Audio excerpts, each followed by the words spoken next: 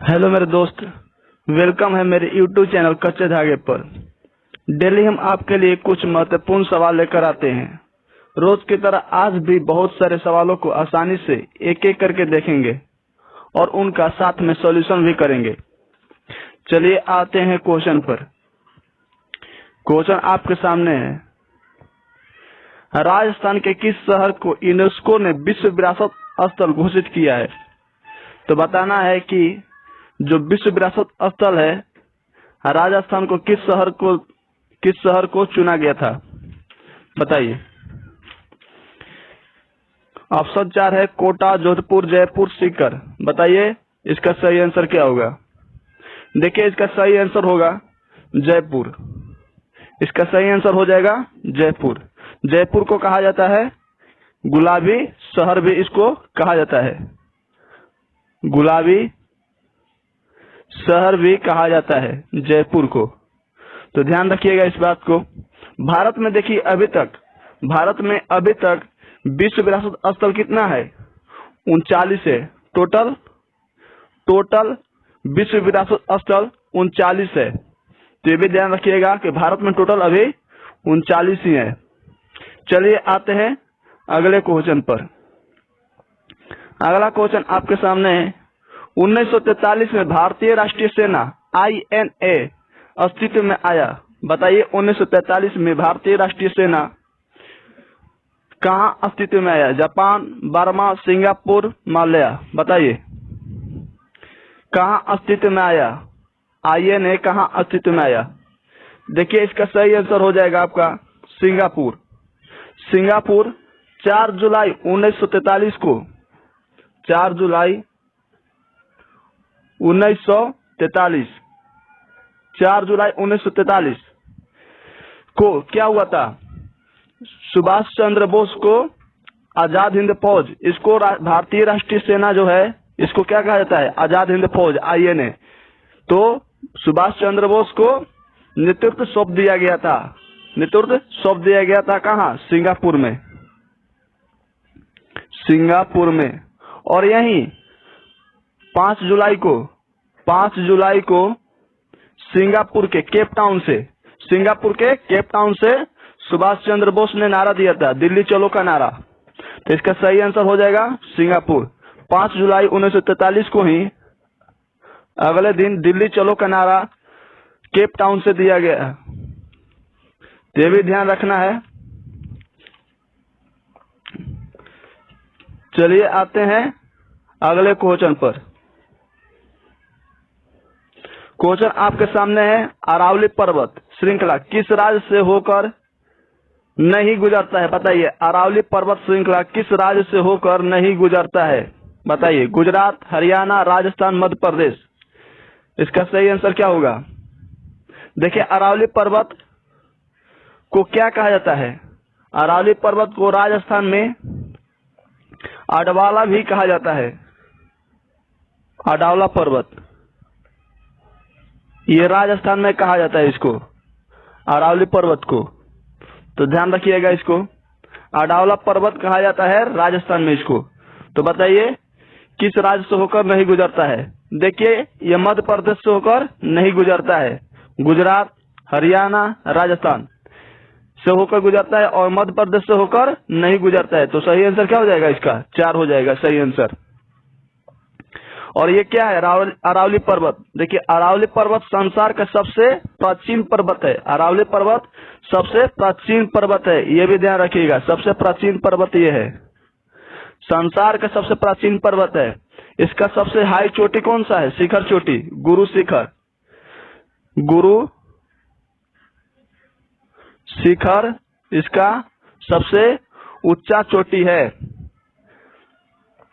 और आते हैं फिर अगले क्वेश्चन पर। अगला क्वेश्चन है, एक व्यक्ति ग्राम पंचायत की सदस्यता के लिए चुनाव लड़ना चाहता है। एक व्यक्ति ग्राम पंचायत की सदस्यता के लिए चुनाव लड़ना चाहता है तो उसका उम्र क्या होना चाहिए? बताइए जब ग्राम पंचायत का चुनाव होता है तो कितना उम्र रहना अनिवार्य है? बताइए 20 साल, 19 साल या उससे ऊपर? कम से कम 25 साल या 21 साल या उससे ऊपर? बताइए इसका सही आंसर क्या होगा। जब ग्राम पंचायत का चुनाव होता है तो कितने इयर्स का होना जरूरी है, अनिवार्य है? देखिए, ग्राम पंचायत का सर्वोच्च प्रतिनिधि कौन होता है? ग्राम पंचायत का सरपंच। सरपंच इसका ग्राम पंचायत का क्या होता है? सर्वोच्च प्रतिनिधि होता है। और देखिए, कितना उम्र होना चाहिए? 21 साल या उससे ऊपर होना चाहिए।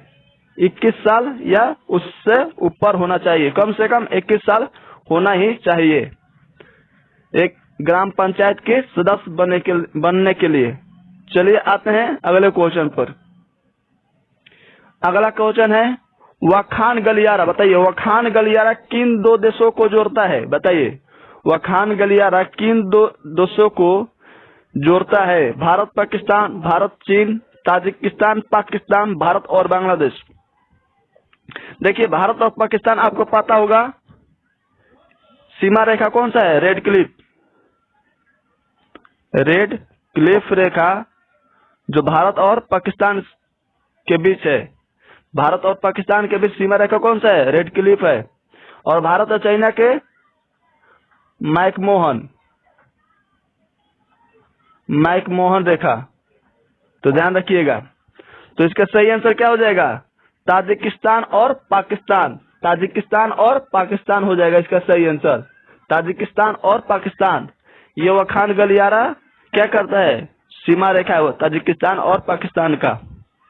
चलिए आते हैं अगले क्वेश्चन पर। अगला क्वेश्चन है हेलीकॉप्टर का आविष्कार किसने किया? बताइए, हेलीकॉप्टर का आविष्कार किसने किया? Kukrail, सिकोसर्की, Otis, Frank व्हिटले। बताइए, हेलीकॉप्टर का आविष्कार किसने किया? देखिए, हेलीकॉप्टर का आविष्कार किसने किया था? 1939 में हुआ था। कब? 1939 में। किसके द्वारा? सिकोसर्की के द्वारा। इगोर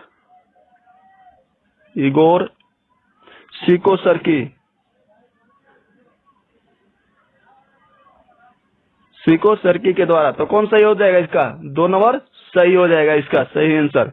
इगोर सिकोसर्की ने हेलीकॉप्टर का आविष्कार किया था 1939 में, ये भी ध्यान रखिएगा।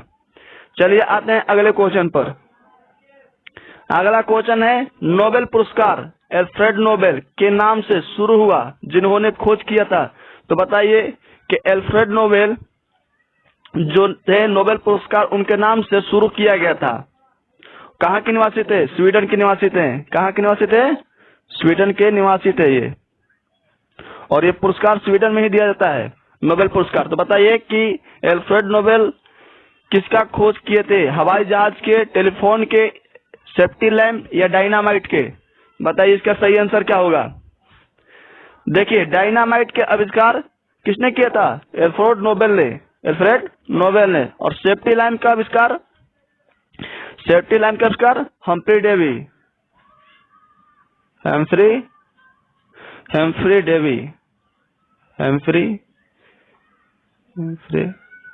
डेवी इन्होंने सेफ्टी लाइन का आविष्कार किया था। और टेलीफोन का अलेक्जेंडर ग्राहम बेल। आपको पता होगा टेलीफोन के अलेक्जेंडर ग्राहम बेल। हवाई जहाज का किया था राइट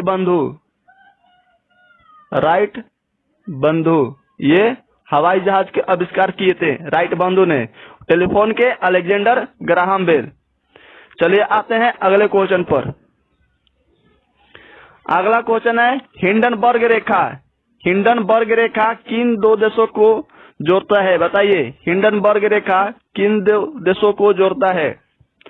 कनाडा और अमेरिका, फ्रांस और इंग्लैंड, जर्मनी और पोलैंड, ब्रिटेन और आयरलैंड। बताइए कौन सा देशों को जोड़ता है? 2 देशों को जोड़ता है हिंडनबर्ग रेखा। बताइए। देखिए, इसका सही आंसर हो जाएगा जर्मनी और पोलैंड। इसका सही आंसर हो जाएगा। हिंडनबर्ग रेखा जर्मनी और पोलैंड को जोड़ता है। और देखिए, एक और क्वेश्चन आता है 24वीं समांतर रेखा। उस समय नहीं बताया था मैं। 24वीं समांतर रेखा, बताइए इसको। 24वीं समांतर रेखा किन 2 देशों को जोड़ता है? 24वीं समांतर रेखा। देखिए, ये भी भारत और पाकिस्तान को जोड़ता है, भारत और पाकिस्तान को जोड़ता है। तो ध्यान रखिएगा इसको, 24वीं समांतर रेखा भारत और पाकिस्तान को जोड़ता है, लेकिन भारत क्या करता है, भारत इस रेखा को नहीं मानता है, भारत इस रेखा को नहीं मानता है। चलिए आते हैं अगले क्वेश्चन पर। अगला क्वेश्चन है, रक्तस्राव को रोकने के लिए आमतौर पर किस एल्युमिनियम लवण का प्रयोग किया जाता है? रक्तस्राव को रोकने के लिए आमतौर पर किस एल्युमिनियम लवण का प्रयोग किया जाता है, बताइए। Aluminium nitrate, aluminium sulphate, potash alum, aluminium chloride. बताइए किसका उपयोग किया जाता है? देखिए इसका सही आंसर हो जाएगा पोटास एलम, पोटास एलम। देखिए पोटास एलम का इसका हिंदी में क्या कहा जाता है? फिटकिरी, फिटकिरी कहा जाता है इसको। तो आप लोग जान गए होंगे जब रक्तस्राव होता है तो फिटकिरी वहां पर लगाया जाता है। तो फिटकिरी का रासायनिक नाम है पोटास एलम। चलिए अब आते हैं अगले क्वेश्चन पर। लोकसभा में वित्त विधेयक पेश किए जाने के बाद, लोकसभा में वित्त विधेयक पेश किए जाने के बाद कितने दिनों के अंदर संसद से अनुमोदित होना आवश्यक है? बताइए। लोकसभा में जब वित्त विधेयक पेश होता है तो कितने दिनों के बाद संसद से अनुमोदित होना आवश्यक है? बताइए इसका सही आंसर क्या होगा? 14 दिन, 30 दिन, 60 दिन, 75 दिन। देखिए इसका सही आंसर हो जाएगा आपका 75 दिन। इसका सही आंसर हो जाएगा 75 दिन हो जाएगा सही आंसर। 75 दिन के अंदर क्या होना चाहिए? लोकसभा में वित्त विधेयक पारित हो जाना चाहिए। चलिए आते हैं अगले क्वेश्चन पर। अगले क्वेश्चन है, आमतौर पर भारतीय पूर्ण जागरण का जनक किसे माना जाता है? आमतौर पर भारतीय पूर्ण जागरण का जनक किसे माना जाता है? बताइए। रविन्द्रनाथ टैगोर, राजा राम मोहन राय, महात्मा फुले, एमजी रानाडे। बताइए इसका सही आंसर क्या होगा? किसको भारतीय पूर्ण जागरण का जनक माना जाता है? देखिए इसका सही आंसर हो जाएगा आपका राजा राम मोहन राय। इसका सही आंसर होगा राजा राम मोहन राय। रविन्द्रनाथ टैगोर, देखिए राजा राम मोहन राय के बारे में जानकारी लेते हैं। राजा राम मोहन के बारे में थोड़ा जानकारी ले लेते हैं। इन्होंने क्या किया था? राजा राम मोहन राय ने ब्राह्मण समाज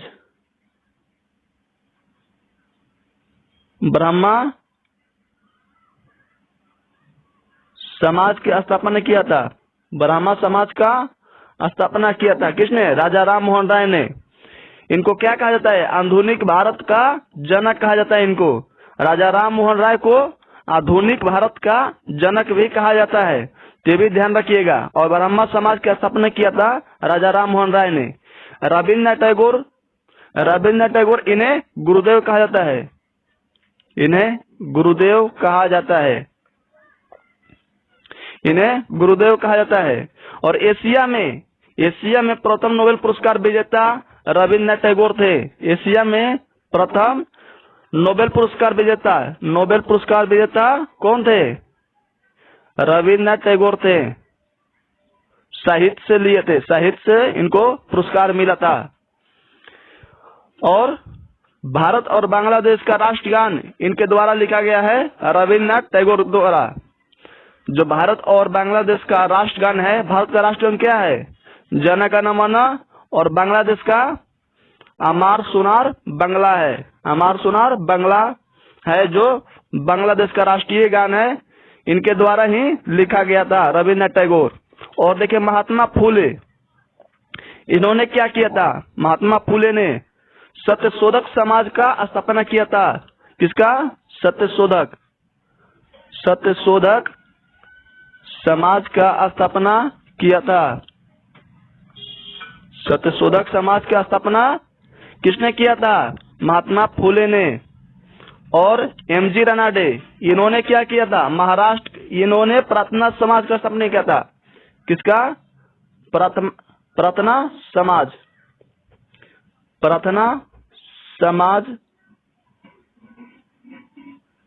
प्रार्थना समाज का स्थापना किया था इन्होंने। प्रार्थना समाज का स्थापना किसने किया था? एमजी रानाडे ने। और इनको क्या कहा जाता है? महाराष्ट्र का सुकरात कहा जाता है। महाराष्ट्र का सुकरात कहा जाता है, तो ये भी ध्यान रखिएगा। एमजी रानाडे जो हैं, इनको महाराष्ट्र का सुकरात भी कहा जाता है। चलिए अब आते हैं अगले क्वेश्चन पर। अगला क्वेश्चन आपके सामने है, निम्नलिखित में से कौन सा सूक्ष्म जीव दूध से दही बनाने में मदद करता है? बताइए कौन सा सूक्ष्म जीव है जो दूध से दही बनाने में मदद करता है? प्रोटोजोआ, जीवाणु, विषाणु, कवक। बताइए इनमें से कौन सा सही होगा? देखिए, दूध से दही बनाने में मदद करता है जीवाणु। कौन मदद करता है? जीवाणु, बैक्टीरिया। और उस बैक्टीरिया का नाम क्या है? उस बैक्टीरिया का नाम है, उस जीवाणु का नाम है लैक्टोबैसिलस। उस जीवाणु का नाम है क्या? बैसिलस। इसके द्वारा ही दूध से दही तैयार होता है। दूध से दही तैयार होता है। चलिए आते हैं अगले क्वेश्चन पर। फिर अगला क्वेश्चन अब नहीं है, इतना ही क्वेश्चन था। तो वीडियो अच्छा लगा होगा तो लाइक कर दीजिएगा और सब्सक्राइब चैनल को कर दीजिएगा, जिससे आपको नोटिफिकेशन मिल सके। और देखिए, शेयर कर दिया करिए भाई, शेयर कर दिया करिए वीडियो को, क्योंकि शेयर बहुत जरूरी है। जितना शेयर होगा, जितने लड़के आएंगे, उतना ही अच्छा वीडियो बनेगा और उतना अच्छा क्वेश्चन हम लेकर आएंगे। चलिए मिलते हैं फिर अगले वीडियो में।